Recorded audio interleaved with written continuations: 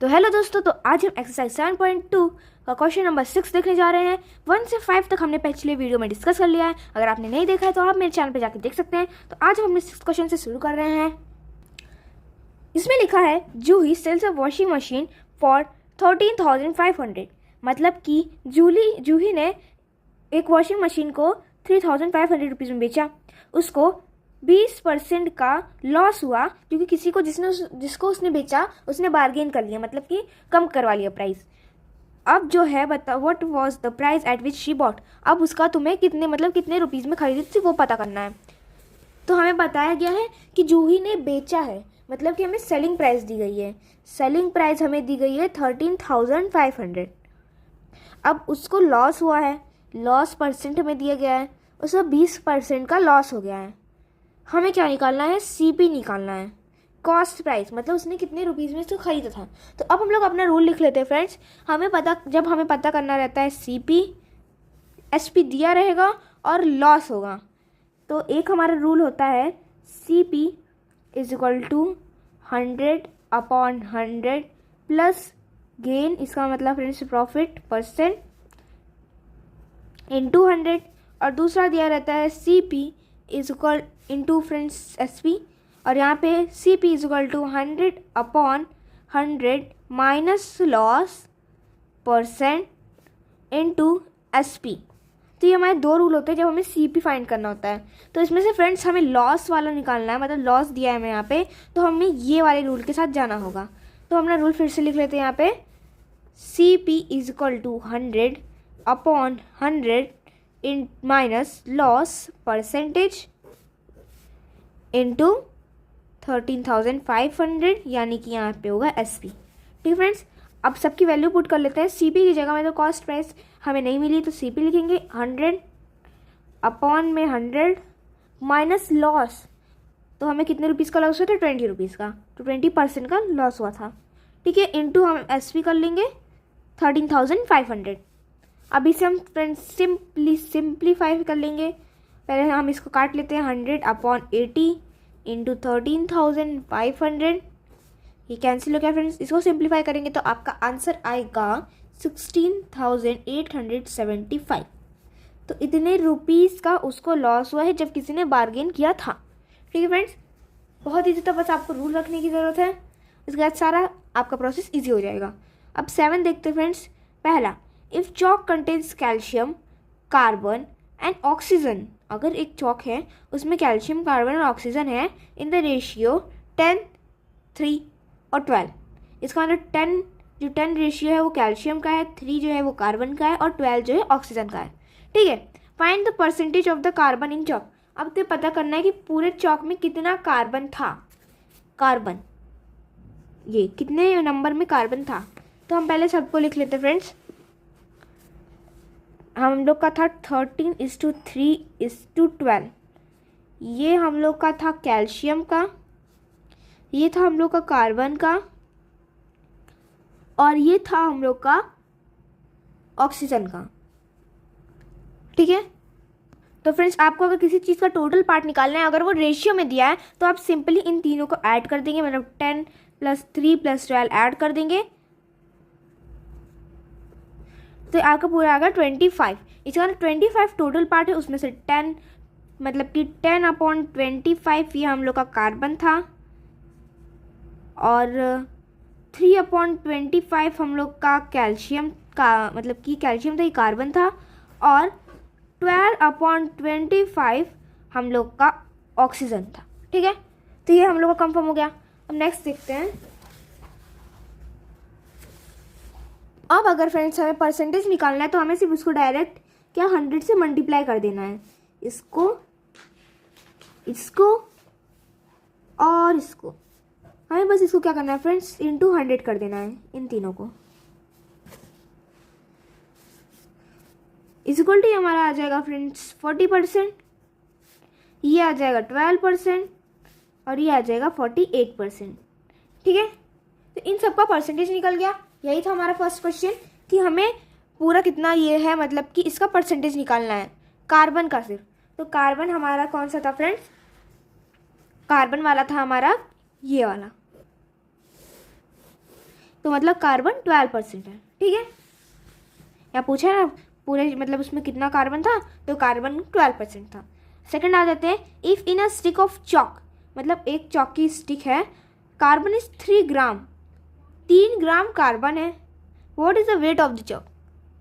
Chalk की weight कितनी होगी अगर मतलब किसी एक चॉक में 3 ग्राम कार्बन है, तो चॉक की पूरी वेट बताओ। अब फ्रेंड्स आपको बोला गया है कि अब आपके चॉक का जितना भी वेट हो, उस चॉक का जितना भी वेट होगा, उस चॉक में से मतलब आपने जितना भी यहाँ निकाला, ये हमारा 12%, आपने कहा ना कि 12% उसमें कार्बन है। ठीक है, अब 12% कार्बन मतलब कि 3 ग्राम होता है, उसका मतलब कह रहा है कि 12% ग्राम और 12% कार्बन 3 ग्राम है। बोल रहा है कि एक चॉक में जितना भी कार्बन था वो 3 ग्राम था, मतलब उसमें 12% कार्बन था, इसका मतलब उस चॉक में 3 ग्राम कार्बन है। ठीक है, अब पूछ रहा है चॉक की वेट क्या होगी। ठीक है, तो अब हम लोग सिंपल से रखेंगे, हर एक चीज़ जो जो दी गई है उसे बस रखते जाओ। सिंपल सा आपका वो फॉर्मूला है, बस जो चीज़ दी है उसे रखते जाओ। आपको चॉक का वेट दिया है नहीं, चॉक के वेट को हम लोग एक्स मान लेते हैं। ठीक है, मतलब चॉक की वेट को हम लोग एक्स मान लिए। हमें क्या दिया है कि अभी जो चॉक में जितना कार्बन है, कार्बन का जो वेट है वो हमें दिया है 3 ग्राम। ठीक है, तो अगर हम लोग लिखें 12% of x is equal to 3 gram, तो ये गलत नहीं होगा, मतलब x का 12% 3 ग्राम है। हाँ, क्योंकि x में 12% 3 ग्राम का 3 ग्राम कार्बन से मिला हुआ है। ठीक है, तो अब हम लोग क्या करेंगे, 12% को ऑफ लगाए तो x इधर आ जाएगा, इंटू 12/100 लिख लेंगे, इज इक्वल टू 3 ग्राम हो जाएगा। सिंप्लीफाई कर लेंगे, 2 6 2 5 0। ठीक है, 2 3 2 5 3/25, x into 3/25 is equal to 3 gram, ये उससे हट जाएगा।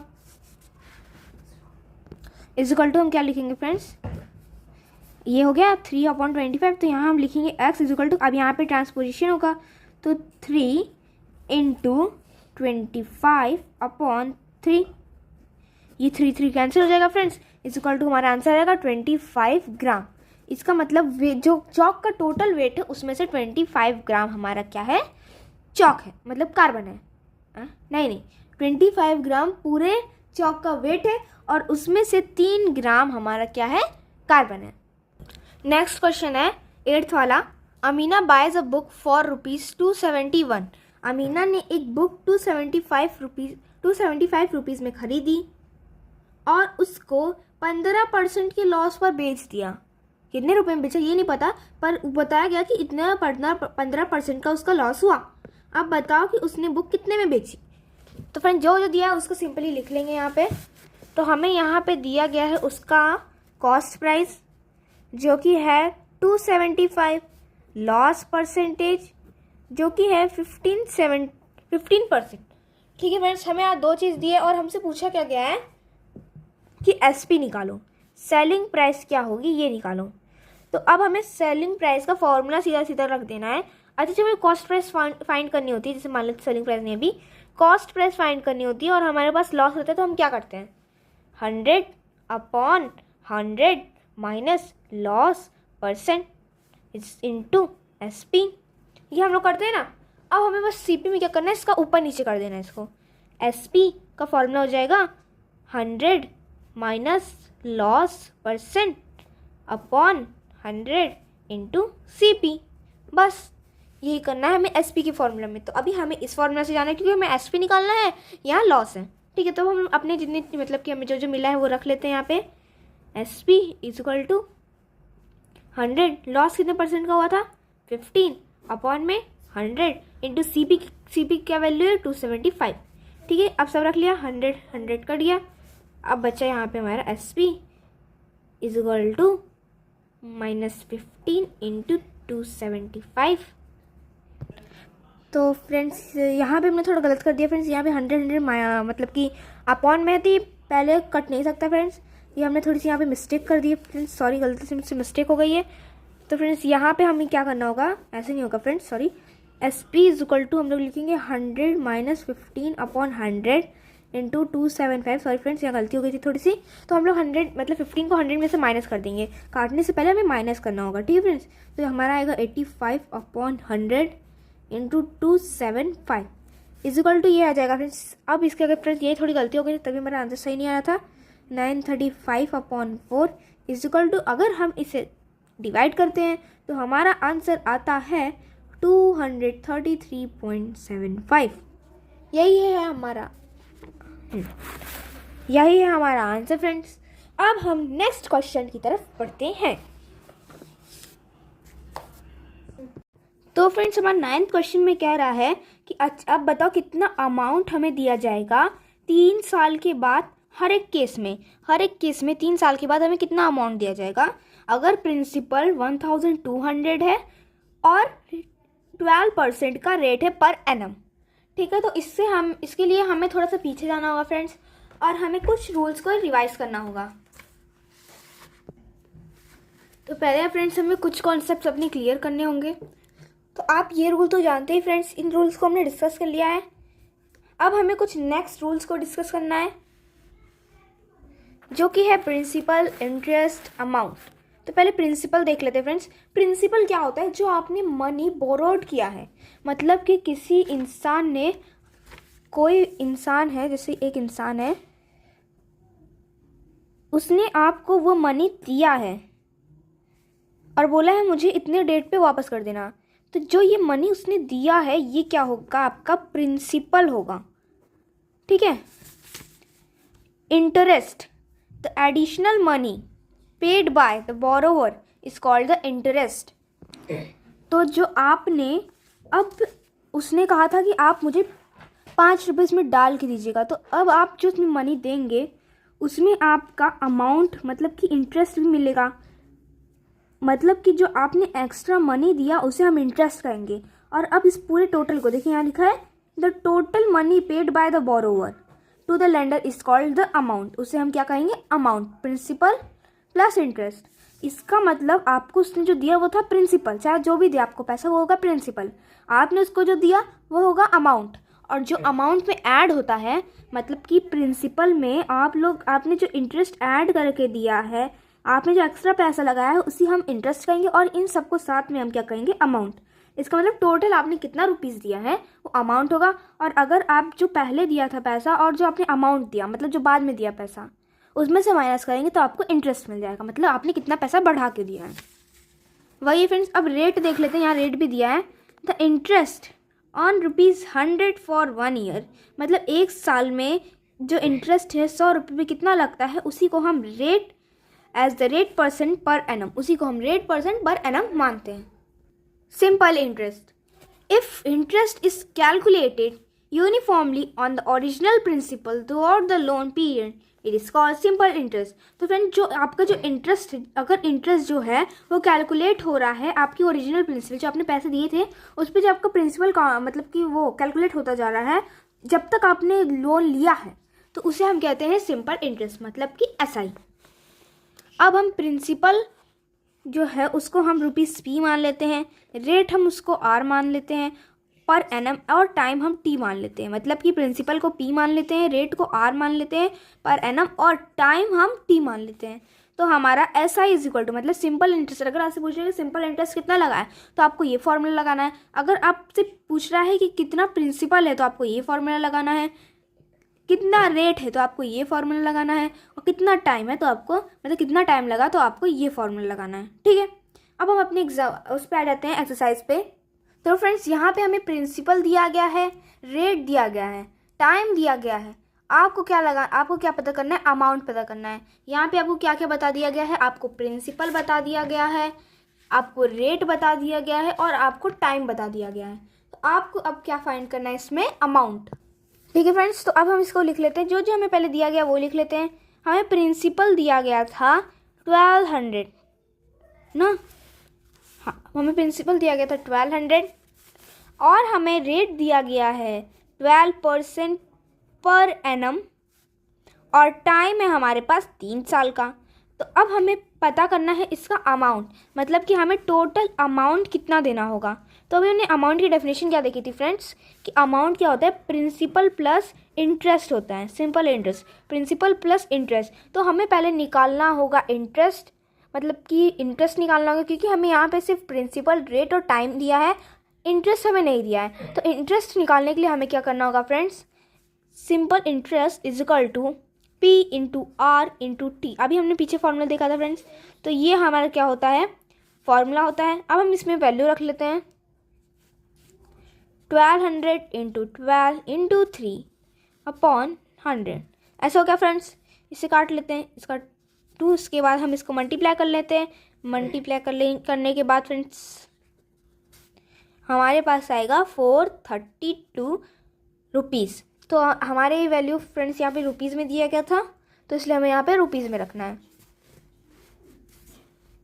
ठीक है, हमने इसको मल्टीप्लाई कर दिया, सिंपल फार्मूला रख के हमने जो जो वैल्यू दी थी हमने यहाँ से कॉपी करके इसमें रख दी। उसके बाद फ्रेंड्स हमारा ये सिंपल इंटरेस्ट आया है।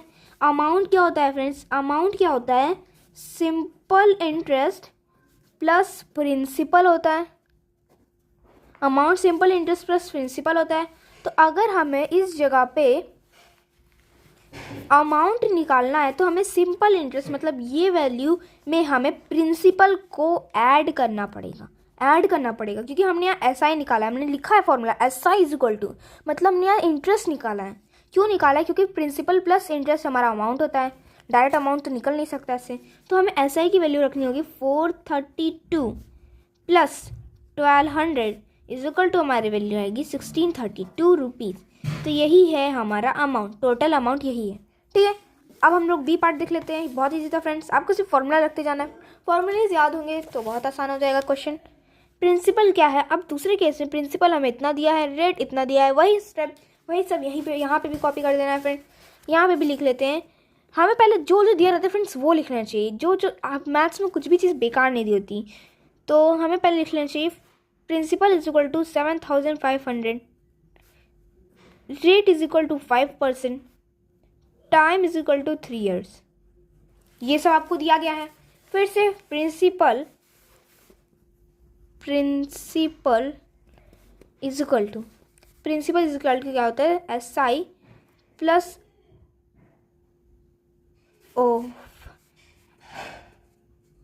Principal is equal to amount minus SI। आप ऐसे भी लिख सकते हैं, या तो amount is equal to principal plus SI। ठीक है, आपको ही पता है, मैंने पीछे भी बताया। तो अब आपको यहाँ क्या करना है, अब आपको फॉर्मूला रख लेना है फिर से इंटरेस्ट निकालने के लिए। तो P into R into T upon 100 कर लेंगे। SI is equal to 7500 into 5 into 3 upon 100।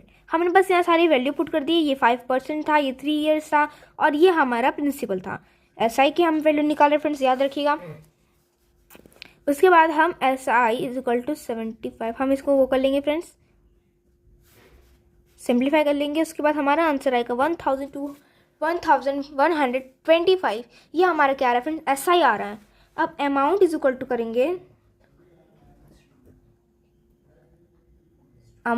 To करेंगे, प्रिंसिपल प्लस SI। तो प्रिंसिपल हमारा क्या था फ्रेंड्स, 7500 मतलब 7500 प्लस कर देंगे 1125 इज इक्वल टू हमारा आंसर आ जाएगा 8625।